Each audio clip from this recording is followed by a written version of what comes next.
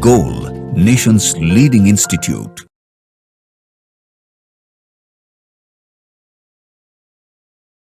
Hello dear students, आज हम लोग AITS मेन टेस्ट 9 का ऑर्गेनिक केमिस्ट्री का सॉल्यूशन करेंगे। कम ही क्वेश्चन है ऑर्गेनिक केमिस्ट्री से। चलिए देखते हैं कैसा क्वेश्चन है और सभी का सॉल्यूशन यहाँ पे अभी हम लोग करने वाले हैं। क्वेश्चन नंबर 51 से स्टार्ट है स्टूडेंट्स। 51 में एजर्सन रीजन का क्वेश्चन है। एजर्सन क्या कह रहा है पहले उसको पढ़ते हैं। देखिए, कहता है कि Friedel Crafts alkylation of benzene occurs in the presence of Lewis acid. Student, Friedel Crafts alkylation जो होता है वो क्या होता है?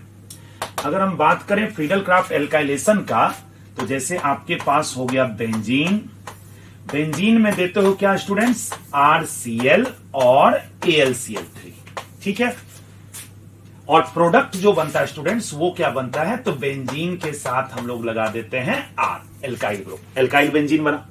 अब स्टूडेंट्स हम लोगों से क्या रहा है जरा ये देखिए। Friedel Crafts alkylation of benzene occurs in presence of Lewis acid. Students, यहां जो AlCl3 है यही बिहेव करता है लुईस एसिड की तरह। अगर इसके मैकेनिज्म को देखो तो AlCl3 हो गया लुईस एसिड।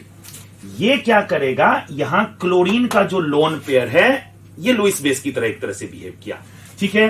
तो RCl और ये AlCl3, तो दोनों जब स्टूडेंट रिएक्शन करेगा तो किस तरह का सिचुएशन बनेगा? RCl coordinate bond AlCl3। Lewis acid और लुईस बेस के बीच में अगर रिएक्शन हो, जैसे लुईस बेस को लिखो B, लुईस एसिड को A, तो प्रोडक्ट क्या बनेगा students? B coordinate bond A। तो इससे क्या बनाओगे? ये जो RCl कोऑर्डिनेट बॉन्ड AlCl3 है इसको इस तरह से लिखते हैं। RCl कोऑर्डिनेट को अगर कोवेलेंट बॉन्ड कर दें तो ये डोनर पे प्लस, एक्सेप्टर पे माइनस, ठीक है स्टूडेंट्स। इसके बाद क्या होता है कि ये बॉन्ड यहां से ब्रेक होता है। ब्रेक होकर के यहां पे आएगा प्लस, मतलब R प्लस बन गया आपका इलेक्ट्रोफाइल, और इधर आएगा माइनस, तो प्लस माइनस खत्म, मतलब AlCl4 माइनस, ठीक है स्टूडेंट्स। इसके बाद R प्लस आपका ऑलरेडी इलेक्ट्रोफाइल जनरेट हो चुका है। बेंजीन उस R प्लस पे अटैक करेगा और प्रोडक्ट का फॉर्मेशन करेगा, ठीक है स्टूडेंट्स। लेकिन क्वेश्चन इतना कुछ था ही नहीं, बहुत सिंपल सा था कि भाई ये जो है फ्रीडल क्राफ्ट एल्काइलेशन ये लुईस एसिड के प्रेजेंस में होता है। यस, AlCl3 किसकी तरह बिहेव किया? लुईस एसिड, Cl माइनस को पुल किया, ठीक है स्टूडेंट्स। तो एजर्सन तो आपका करेक्ट है। रीजन देखो, कहता है कि the function of Lewis acid is to generate electrophile. Yes, AlCl3 जो लुईस एसिड था ये फाइनली क्या जनरेट किया स्टूडेंट्स? R प्लस, और R प्लस क्या है? इलेक्ट्रोफाइल। तो इलेक्ट्रोफाइल जनरेट किया, तो रीजन भी करेक्ट है। और इनफैक्ट अगर ध्यान से देखो तो ये जो इलेक्ट्रोफाइल बना उसी के कारण तो ये हुआ रिएक्शन। इसका मतलब एजर्सन भी ट्रू, रीजन भी ट्रू, और reason is correct explanation of assertion, ठीक है स्टूडेंट्स। तो आंसर अगर इसमें से देखोगे तो करेक्ट कौन सा हो जाएगा? थर्ड ऑप्शन, ठीक है स्टूडेंट्स। चलिए नेक्स्ट क्वेश्चन पे बढ़ते हैं। और नेक्स्ट क्वेश्चन जो हम लोगों को दिख रहा है वो है आपका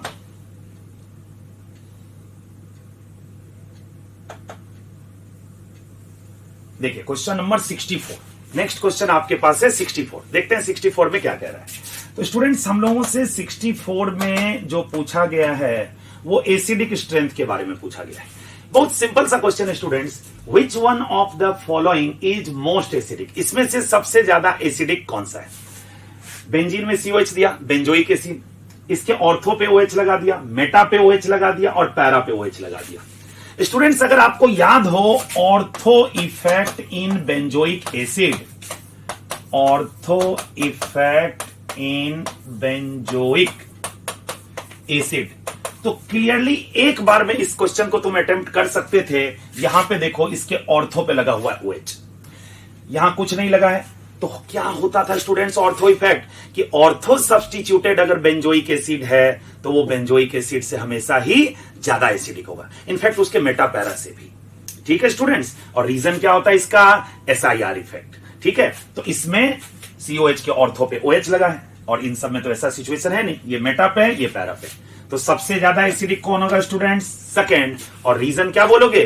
रीजन इसका एक लाइन में हम लोग बोलेंगे ortho effect in benzoic acid, ठीक है स्टूडेंट्स। आगे बढ़ते हैं। अब नेक्स्ट क्वेश्चन जो हम लोगों के पास है वो क्वेश्चन आ गया 65। ठीक है, 65 क्वेश्चन देखिए। 65 में क्या कहता है, which of the following reaction involve carbanion enolate as intermediate. Students, इसका जो करेक्ट आंसर होगा वो होगा एल्डोल कंडेंसेशन। अब जरा तुम एल्डोल कंडेंसेशन का मैकेनिज्म को थोड़ा सोच लो, तुरंत इसका आंसर मिल जाने वाला है। एल्डोल कंडेंसेशन कौन सा एल्डिहाइड या कीटोन देता है स्टूडेंट्स, जिसमें अल्फा हाइड्रोजन हो। तो अगर हमारे पास है RC डबल बॉन्ड OCH3, ये के लिए। ठीक है स्टूडेंट्स, अब एल्डोल कंडेंसेशन में फर्स्ट स्टेप में क्या होता है स्टूडेंट्स, कि जो OH माइनस लेते हैं ये OH माइनस बेस की तरह बिहेव करता है। ठीक है, बेस की तरह बिहेव किया। अब जब ये स्टूडेंट बेस की तरह बिहेव करेगा तो यहां से H प्लस निकालेगा, CH3 से H प्लस निकालेगा तो क्या बना students, RCO CH2 minus, RCO CH2 minus. अगर तुम इसमें रेजोनेंस करा दो तो कैसा बनेगा, RCO माइनस और डबल बॉन्ड CH2। यही क्या है स्टूडेंट्स, इनोलेट है कि नहीं, देखो इनोलेट आयन, कार्बन आयन। ठीक है, तो क्वेश्चन तो यही पूछा था कि इनमें से किस रिएक्शन में कार्बन आयन इनोलेट इंटरमीडिएट की तरह इन्वॉल्व होगा। तो करेक्ट आंसर क्या होगा स्टूडेंट्स, एल्डोल कंडेंसेशन। ओके, चलिए तो अब बढ़ते हैं हम लोग फिर नेक्स्ट क्वेश्चन पे और देखते हैं अगला क्वेश्चन कितना नंबर है आपके पास।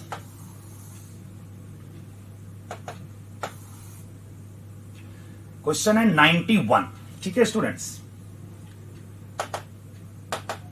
अब देखिए 91 क्वेश्चन में क्या कह रहा है, द प्रोडक्ट एक्स इज, एक रिएक्शन दे रखा है, बोल रहा है कि इसका प्रोडक्ट क्या होगा। तो CH3 MgBr ग्रिग्नार्ड रिएजेंट हुआ।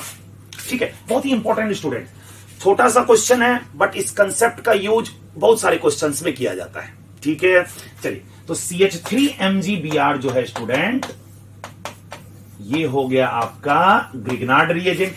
ग्रिग्नार्ड रिएजेंट को अगर ब्रेक करोगे तो R माइनस, X माइनस और Mg2 प्लस, इस तरह से ब्रेक होगा। तो ये क्या देगा स्टूडेंट, CH3 माइनस। अब ये CH3 माइनस न्यूक्लियोफाइल की तरह CO2 पे जाके अटैक करेगा, O double bond C double bond हो। अब न्यूक्लियोफाइल की तरह इस कार्बन पे अटैक किया और इस CO बॉन्ड को ओपन कर दिया। तो यहां से क्या होगा, CH3 सिंगल बॉन्ड C, ये डबल बॉन्ड O और O पे माइनस, इधर की तरफ ओपन हुआ तो O पे माइनस। और इसके बाद इसमें फर्दर सेकंड स्टेप में दिया स्टूडेंट्स वाटर, O पे माइनस है तो वाटर से क्या लेगा, H प्लस लेगा स्टूडेंट्स। क्या लिखे यहां, CH3COOH, एसिटिक एसिड का फॉर्मेशन होगा। तो इसमें अगर ऑप्शन देखो तो सेकंड ऑप्शन इसका करेक्ट आंसर होगा। ठीक है स्टूडेंट्स, आगे बढ़ते हैं। नेक्स्ट क्वेश्चन आपको दिख रहा होगा, क्वेश्चन नंबर 93। मैं इसको थोड़ा ऊपर कर देता हूं, क्वेश्चन नंबर 93 को।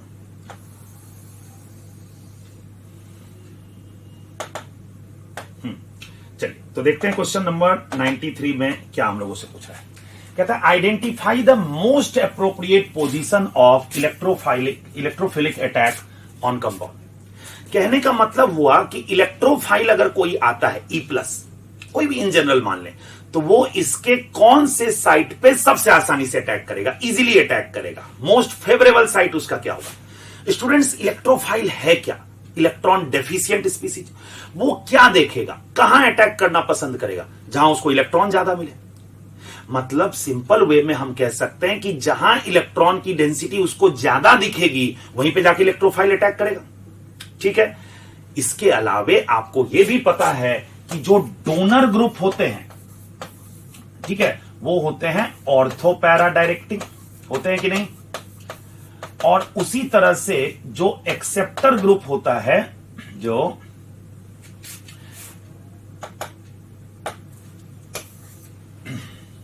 एक्सेप्टर ग्रुप होता है वो होता है स्टूडेंट्स क्या, मेटा डायरेक्टिंग। ठीक है ना। तो एक्सेप्टर ग्रुप का अगर बात करोगे तो ये होगा मेटा डायरेक्टिंग। अब जो कंपाउंड दिया हुआ है उसको ऑब्जर्व करो। ठीक है, उस कंपाउंड को ऑब्जर्व करो और समझो जरा सा बात को। आपसे पूछ रहा है सबसे अप्रोप्रिएट साइट कौन है, तो दो रिंग है, इस रिंग से डोनर लगा, एन पे लोन पेयर, तो लोन पेयर सिग्मा पाई, ये रेजोनेंस से देगा इसको इलेक्ट्रॉन। और इस रिंग से student directly C double bond O लगा है, तो सी डबल बॉन्ड ए से तो ये इलेक्ट्रॉन लेगा, ये एक्सेप्टर ग्रुप है।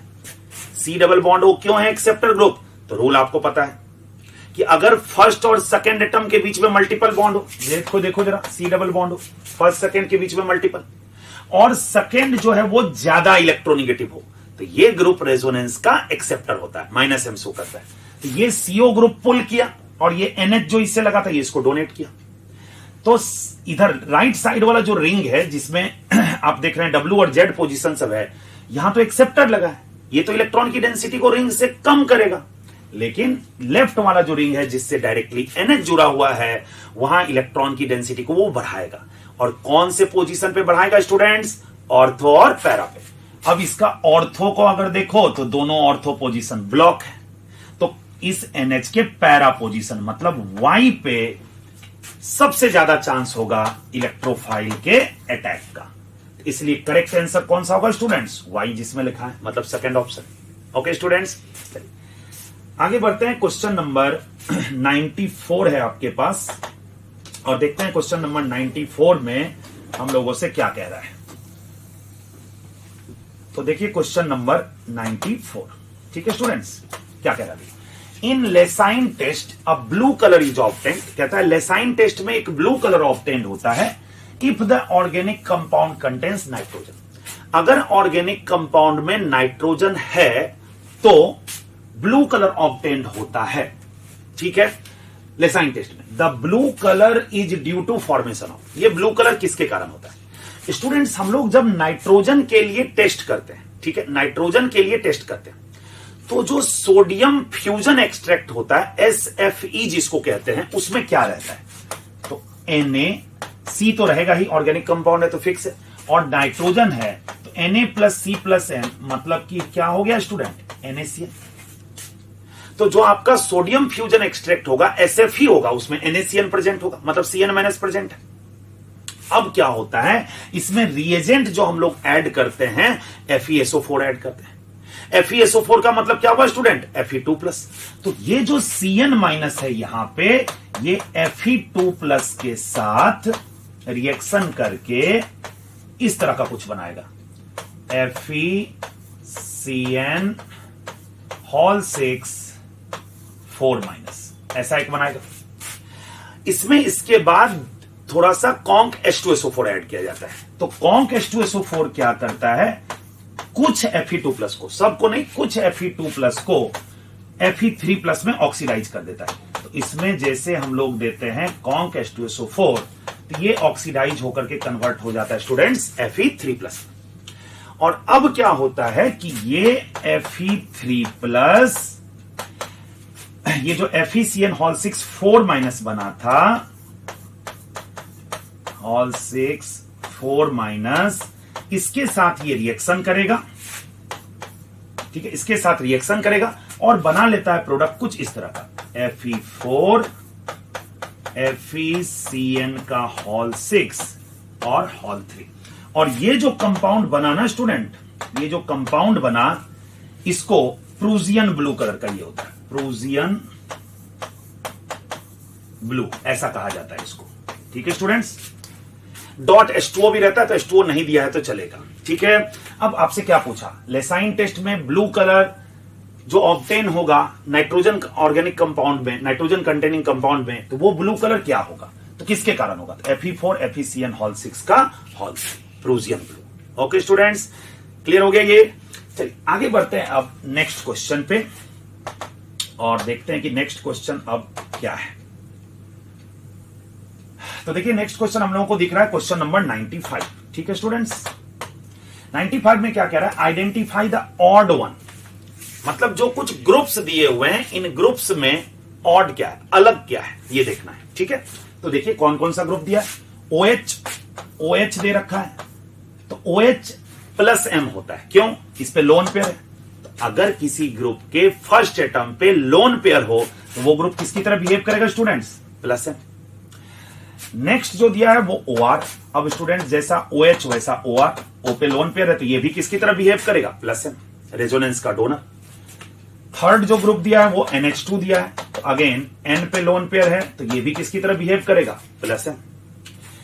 इसके बाद देखो तो एक COOH है, तो रूल क्या है स्टूडेंट, फर्स्ट एटम क्या है, कार्बन, सेकेंड एटम ये ऑक्सीजन, ये भी ऑक्सीजन है, बट इस ऑक्सीजन को देखो, फर्स्ट और सेकेंड के बीच में मल्टीपल बॉन्ड है, और सेकेंड जो एटम ऑक्सीजन है वो फर्स्ट से ज्यादा इलेक्ट्रोनेगेटिव है। तो रूल क्या कहता है कि अगर फर्स्ट और सेकेंड एटम के बीच में मल्टीपल बॉन्ड हो और सेकेंड ज्यादा इलेक्ट्रोनेगेटिव हो तो ये रेजोनेंस का एक्सेप्टर होता है, और क्योंकि ये रेजोनेंस का एक्सेप्टर है तो हम कह सकते हैं कि ये -m इफेक्ट शो करेगा। और एक ग्रुप आपको दिया है NHCOR, इसमें फर्स्ट एटम कौन सा स्टूडेंट, नाइट्रोजन, और फर्स्ट एटम पे लोन पेयर है, ये हुआ डोनर, तो कौन सा इफेक्ट शो करेगा, प्लस है। आपसे क्या क्या कहा, इसमें ऑड वन कौन है, भाई सब तो प्लस m शो कर रहा है, लेकिन ये जो COOH है ये -m शो कर रहा है, इस कारण से करेक्ट आंसर इसमें फोर्थ ऑप्शन हो जाएगा COOH। ठीक है स्टूडेंट्स, चलिए देखते हैं इसके बाद नेक्स्ट क्या है, क्वेश्चन नंबर 96। ठीक है स्टूडेंट्स, क्वेश्चन नंबर 96 को जरा देखें क्या कहता है। सिंपल सा एक क्वेश्चन है, बेंजीन दे दिया +X और साथ में निकेल और हीट दिया है और बना दिया है साइक्लोहेक्सेन। स्टूडेंट्स बहुत सिंपल सा चीज है, इसमें अगर H2 और निकेल दोगे और हाई टेम्परेचर पे, इसलिए हीट लिखा है स्टूडेंट्स, अगर इसमें हीट नहीं दिया जाता तो ये बेंजीन एडिशन रिएक्शन नहीं देता, क्योंकि इससे इसकी एरोमेटिसिटी का लॉस होता है, लेकिन हीट दिया है तो ये रिएक्शन देगा।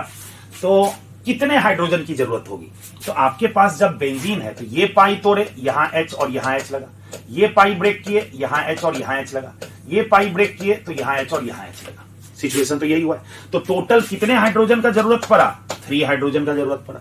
ठीक है, तो करेक्ट आंसर इसमें हो जाएगा थर्ड ऑप्शन, 3 हाइड्रोजन। ठीक है स्टूडेंट्स, इसके बाद अगर बात करें हम लोग इसमें स्टूडेंट और क्या है, एक क्वेश्चन और था। ठीक है, क्वेश्चन नंबर 92 भी था। ठीक है ना स्टूडेंट्स, एक उस क्वेश्चन में क्या कह रहा था, क्वेश्चन क्या है मैं आपको क्वेश्चन बता देता हूं, इस पीडीएफ में मिसिंग है। तो क्वेश्चन कहता है कि order of reactivity of hydrogen halide with ether. ठीक है students, order of reactivity, question कहता है order of reactivity of hydrogen halides, ऐसा कह रहा है, हाइड्रोजन हैलाइड्स टुवर्ड्स ईथर। ठीक है स्टूडेंट्स, टुवर्ड्स ईथर, ऐसा हम लोगों से कह रहा है। तो क्या होगा, तो स्टूडेंट्स ईथर का जो रिएक्शन होता है, जैसे देखिए ROR, ठीक है, ईथर, इसका रिएक्शन जो होता है HX से, तो क्या होता है रिएक्शन, प्रोडक्ट बनता है इसका RX और दूसरा प्रोडक्ट बनता है ROH। रिएक्शन होता कैसे है स्टूडेंट, तो रिएक्शन कैसे होता है जरा उसको अगर देखो तुम, तो सबसे पहले मतलब मैकेनिज्म अगर देखो तो ROR है, HX क्या देगा, H+, तो पहले इसको प्रोटोनेट करेगा, प्लस आ गया, फर्स्ट स्टेप में प्रोटोनेट हो गया। और अब क्या होता है स्टूडेंट कि जो X- है वो इस पे अटैक किया, इसको ओपन किया। हाउएवर SN1 भी होता है अगर दोनों साइड में कोई साइड टर्सरी या रेजोनेंस स्टेबलाइज हो तो। हमसे तो इतना कुछ पूछा ही नहीं, पूछ रहा है कि भाई ये जो HX है इसकी रिएक्टिविटी बताइए। तो भाई HX का काम क्या है, यहां पे HX H+ दे रहा है, ईथर बहुत लेस रिएक्टिव होते हैं, तो O को प्रोटोनेट करना जरूरी है, तो HX H+ दे रहा है और X- दे रहा है, तो HX कौन सबसे आसानी से H+ देगा स्टूडेंट, HCl HBr और HI है, तो HI स्ट्रॉन्ग एसिड है, सबसे आसानी से देगा, और दूसरा I- स्ट्रॉन्ग न्यूक्लियोफाइल भी है, इस कारण से जो रिएक्टिविटी हो जाएगी वो HI HBr और HCl इस तरह से होगा। ठीक है स्टूडेंट्स, तो ये रहा आपका ऑर्गेनिक केमिस्ट्री का सभी क्वेश्चन में डिस्कस कर दिया। होप करता हूं आपको बहुत अच्छे से समझ में आया होगा। Thank you students.